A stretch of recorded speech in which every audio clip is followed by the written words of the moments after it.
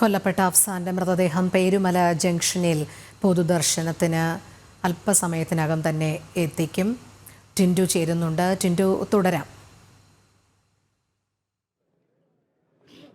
തീർച്ചയായിട്ടും രോഹിണി അല്പസമയത്തിനകം കുട്ടിയെ ഇവിടേക്ക് എത്തിക്കുമെന്നാണ് നമുക്ക് മനസ്സിലാക്കാൻ, കുട്ടിയുടെ മൃതദേഹം ഇവിടെ എത്തിക്കുമെന്നാണ് നമുക്ക് മനസ്സിലാക്കാൻ സാധിക്കുന്നത്. പോസ്റ്റ്മോർട്ടം കഴിഞ്ഞ് പുറത്തിറക്കിയ കുട്ടിയുടെ മൃതദേഹം കുമാരപുരം പള്ളിയിൽ കുളിപ്പിക്കുന്നതിന് വേണ്ടിയിട്ട് കൊണ്ടുപോയി അവിടെ നിന്നും കുട്ടിയുടെ മൃതദേഹം ഇങ്ങോട്ടേക്ക്, അതായത് വെഞ്ഞാറമൂട് പേരുമല ജംഗ്ഷനിലേക്ക് കൊണ്ടുവരും. ഇവിടെ പൊതുദർശനത്തിന് വെച്ച ശേഷം പാങ്ങോടേക്ക് കൊണ്ടുപോകും. ഇന്നലെ വരെ അവൻ ഈ സമയത്ത് ജീവിച്ചിരുന്നിരുന്നു. ഇന്നലെ ഇതേ സമയത്താണ് കുഞ്ഞ് സ്കൂൾ കഴിഞ്ഞ് ജംഗ്ഷനിൽ വന്നിറങ്ങിയത്. അവിടെ നിന്നുമാണ് സഹോദരൻ കുഞ്ഞിനെ വീട്ടിലേക്ക് കൊണ്ടുപോകുന്നത്. പിന്നീട് കുഴിമന്തി വാങ്ങിത്തരാമെന്നൊരു കുഞ്ഞിനെ വീട്ടിലേക്ക് കൊണ്ടുപോകുന്നു. കുഞ്ഞിനെ അതിക്രൂരമായിട്ടാണ് കൊലപ്പെടുത്തുന്നത്. കാരണം ഈ 5 കൊലപാതകങ്ങളും പരിശോധിക്കുകയാണെങ്കിൽ ഏറ്റവും കൂടുതൽ വികൃതമായിട്ട്, അല്ലെങ്കിൽ ഏറ്റവും കൂടുതൽ പൈശാചികമായി കൊലപ്പെടുത്തിയിരിക്കുന്നത് ആ കുഞ്ഞിനെയും ഫർസാനേനുമാണ്. കുഞ്ഞിൻ്റെ മുഖത്ത് ആഴത്തിലുള്ള, അതായത് കുഞ്ഞിൻ്റെ ചെവിയുടെ വലതു ഭാഗത്ത് വലിയ ആഴത്തിലുള്ള മുറിവുണ്ട്. ആ മുറിവ് തന്നെയാണ് കുഞ്ഞിൻ്റെ മരണം. കാരണം കുഞ്ഞിനെ ഒന്നിലധികം തവണ ശരീരത്തിനും മുഖത്തിനും ഒക്കെ ഈ ചുറ്റിക കൊണ്ട് ക്ഷതമേൽപ്പിച്ചിട്ടുണ്ട്. പിന്നീട് ഫർസാനയുടെ നമുക്ക് ആ ചിത്രം കാണുമ്പോൾ തന്നെ നമുക്ക് ആ ചിത്രമൊന്നും മാസ്ക് ചെയ്യാതെ പ്രേക്ഷകരെ കാണിക്കാൻ സാധിക്കില്ല. കാരണം അത്രയും ഭയപ്പെടുത്തുന്നതാണ് ചിത്രം. കാരണം ഈ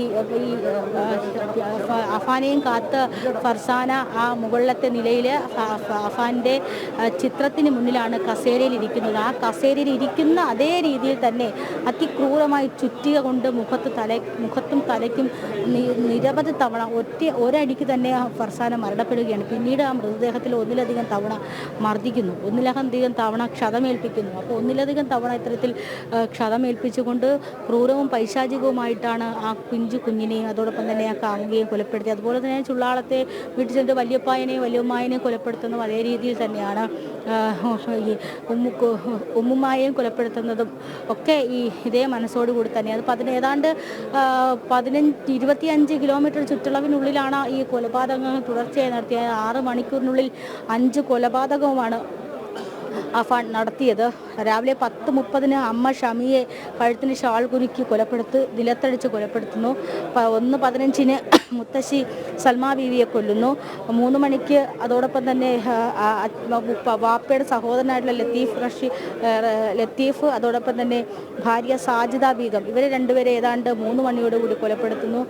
4 മണിക്ക് കാമുകിയെ വിളിച്ചു വരുത്തി കൊലപ്പെടുത്തുന്നു. ഒടുവിൽ കുഞ്ഞനുജൻ 4 കുഞ്ഞനുജൻ അഫ്സാനെയും ക്രൂരമായിട്ട് കൊലപ്പെടുത്തുന്നു. അപ്പോൾ ഏതാണ്ട് 6 മണിക്കൂറിനുള്ളിൽ ഈ അഫാൻ ചെയ്തത് ഏതാണ്ട് 5ഓളം കൊലപാതകങ്ങളാണ്. ഈ കൊലപാതകങ്ങൾ ചെയ്തതിന് ശേഷം പോലീസ് സ്റ്റേഷനിൽ ചെന്ന ഒരു കുറ്റബോധവും ഇല്ലാതെയാണ് ഈ കാര്യങ്ങൾ സമ്മതിക്കുന്നത്. ഇത്തരത്തിൽ ഞാനൊരു 6 പേരെ കൊലപ്പെടുത്തിയിട്ടുണ്ട്. 3 പേര് നേരത്തെ മരിച്ചു, 3 പേര് നിങ്ങൾ ചെല്ലുമ്പോഴേക്കും മരിച്ചിരിക്കും.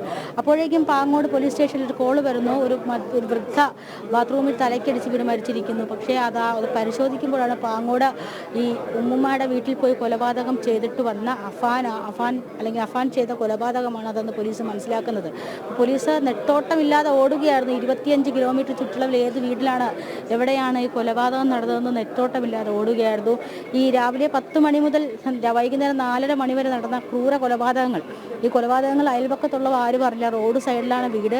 അയൽപക്കത്തുള്ളവർ ആരും അറിഞ്ഞില്ല എന്നതാണ് മറ്റൊരു കാര്യം. അപ്പോൾ ആരും അറിയാതെ വളരെ വളരെ രഹസ്യമായിട്ട് ഈ കൊലപാതകമെല്ലാം നടത്തിയതിന് ശേഷം കുളിച്ച് വൃത്തിയായി പോലീസ് സ്റ്റേഷനിൽ ചെന്ന് കീഴടക്കുന്നു. അപ്പോൾ അയാളുടെ മാനസിക നില എങ്ങനെയുള്ളതാണെന്ന് ഉള്ള കാര്യത്തിലാണ് പോലീസിന് ഒരു സംശയമുള്ളത്. ഈ അഫാൻ്റെ മുറി പരിശോധിക്കുകയും അഫാൻ്റെ വീട് പരിശോധിക്കുന്ന സമയത്ത് അത്തരത്തിൽ ലഹരിയുടെ ഒരു തരത്തിലുള്ള ലഹരിയോ അല്ലെങ്കിൽ അത്തരത്തിലുള്ള മറ്റെന്തെങ്കിലും കണ്ടെടുത്തിട്ടുണ്ടോ എന്ന് പോലീസ് വ്യക്തമായിട്ട് മറുപടി പറഞ്ഞിട്ടില്ല. അപ്പോൾ ഈ പ്രധാനപ്പെട്ട കാര്യം എന്ന് പറഞ്ഞാൽ ഈ കേസിൻ്റെ ഏറ്റവും പ്രധാനപ്പെട്ട വിഷയം ഇതിൽ ആദ്യമേ കുറ്റസമ്മതം നടത്തിയിട്ടുണ്ട്. കുറ്റസമ്മതം നടത്തിയിട്ടത് കൊണ്ട് തന്നെ സാക്ഷിമൊഴിയോ അല്ലെങ്കിൽ മറ്റു തരത്തിലുള്ള തെളിവുകളോ ഒന്നും പോലീസിന് ഈ ഘട്ടത്തിൽ കണ്ടെടുക്കാൻ സാധിച്ചില്ല. ആകെ കണ്ടെടുക്കാൻ സാധിച്ചിട്ടുള്ള തെളിവ് എന്ന് പറയുന്നത് അഫാൻ കൊല്ലാൻ ഉപയോഗിച്ച ആയുധം എന്ന് പറയുന്നത് ചുറ്റികയാണ് എന്നും പോലീസ് ഉറപ്പിച്ചിട്ടില്ല. കാരണം ചുറ്റിക കൊണ്ട് തലയ്ക്കടിച്ച ആഴമാണ് ഒരുപക്ഷെ പോസ്റ്റ്മോർട്ടത്തിൽ കണ്ടെത്തിയിട്ടുള്ളത്. ചുറ്റിക പോലുള്ള ആയുധം ഉപയോഗിച്ചുകൊണ്ട് തലയ്ക്കടിച്ച പോലീസ് ആ ആയുധം കണ്ടെടുത്തിട്ടുണ്ടെന്ന് മാത്രം പറഞ്ഞു. അപ്പോൾ ആയുധം താൻ കൊന്നു എന്ന മൊഴി, പക്ഷേ ഇതിൽ സാക്ഷികളില്ല. ആകെയുള്ള ഒരു സാക്ഷി എന്ന് പറയുന്നത്, അല്ലെങ്കിൽ ആകെ ഈ സീരീസ് ഓഫ് ക്രൈമിൽ ഉൾപ്പെട്ടിട്ടുള്ള, അല്ലെങ്കിൽ ഈ ഒരു ക്രൈം ചെയിനിൽ ഉൾപ്പെടുത്തിയിട്ടുള്ളതിൽ രക്ഷപ്പെട്ടത് അഫാൻ്റെ ഉമ്മ ഷെമി മാത്രമാണ്. പക്ഷേ ഷെമി ഈ അടിയേറ്റ് അബോധാവസ്ഥയിലായിരുന്നു. അപ്പോൾ ഈ അബോധാവസ്ഥയിലായിരിക്കുന്ന ഷെമി ഇതൊക്കെ അറിഞ്ഞിട്ടുണ്ടോ എന്നൊരു കാര്യമാണ് ഇനി ഉറപ്പ് വരുത്തേണ്ടത്. അതിനുവേണ്ടി ഷെമി തിരിച്ചു വന്ന് ഷെമിയുടെ മൊഴിയെടുത്തതിന് ശേഷം മാത്രമേ അത് സാധിക്കുകയുള്ളൂ. അതോടൊപ്പം തന്നെ ഈ അഫാൻ്റെയും മൊഴിയെടുത്തതിന് ശേഷം മാത്രമേ ഈ കാര്യങ്ങൾ സാധിക്കുകയുള്ളൂ. അപ്പോൾ എന്തായാലും ഈ ഏതാനും നിമിഷങ്ങൾക്ക് ഏതാനും സമയത്തിനുള്ളിൽ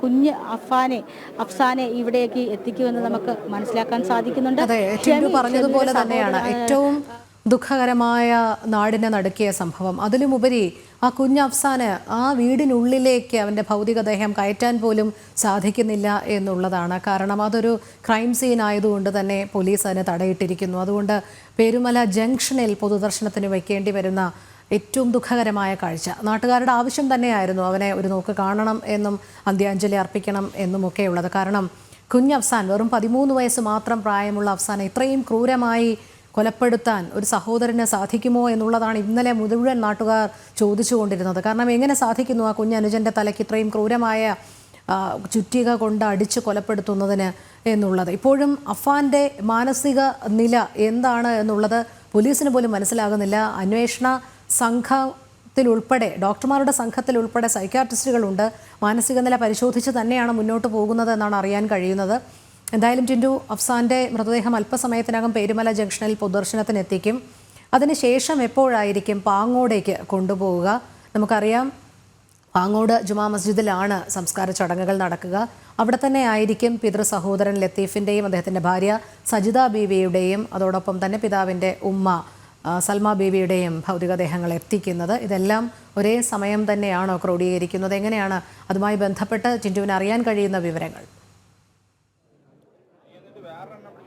നിലവിലിപ്പോൾ ചുള്ളാളത്തെ വീട്ടിൽ നിന്ന്, അതായത് ലത്തീഫിൻ്റെയും സാജിദ ബീഗത്തിൻ്റെയും ഭൗതികദേഹം, അവരുടെ മൃതദേഹം ചുള്ളാളത്തെ വീട്ടിൽ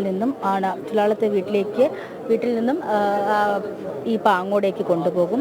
ഞാനിപ്പോൾ നിൽക്കുന്നത് പേരുമലയാണ്. പേരുമലയിൽ കുഞ്ഞു അഫ്സാൻ്റെ മൃതദേഹം കൊണ്ടുവരും. ഇവിടുത്തെ 2 സ്ഥലത്തുനിന്നും മൃതദേഹം പാങ്ങോട് പള്ളിയിലെത്തിക്കും. പാങ്ങോട് പള്ളിയിലെത്തിച്ചതിന് ശേഷം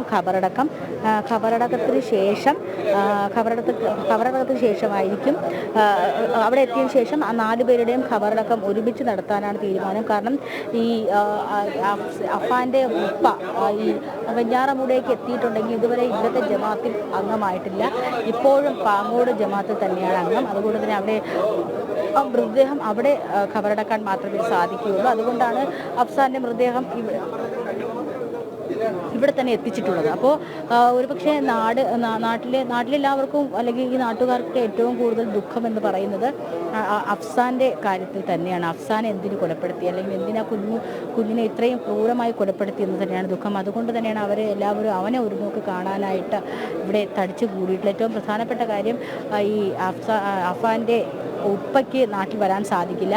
അദ്ദേഹം സാമ്പത്തികമായിട്ടുള്ള കേസുകളൊക്കെ ഉള്ളതുകൊണ്ട് സൗദിയിൽ ട്രാവൽ ബാനിലാണ്. അതുകൊണ്ട് അദ്ദേഹത്തിന് വരാൻ സാധിക്കില്ല. അപ്പോൾ ഒരുപക്ഷെ ഈ കേസിൽ പ്രധാനമായിട്ടും നാടിനെ നടുക്കിയ കൂട്ടക്കൊലയുടെ സംസ്കാര ചടങ്ങുകൾ ഇന്ന് തന്നെ നടക്കും. ഫർസാനയുടെ സംസ്കാര ചടങ്ങുകൾ പൂർത്തിയായി കഴിഞ്ഞു. ഇനി മറ്റ് 4 പേരുടെയാണ്.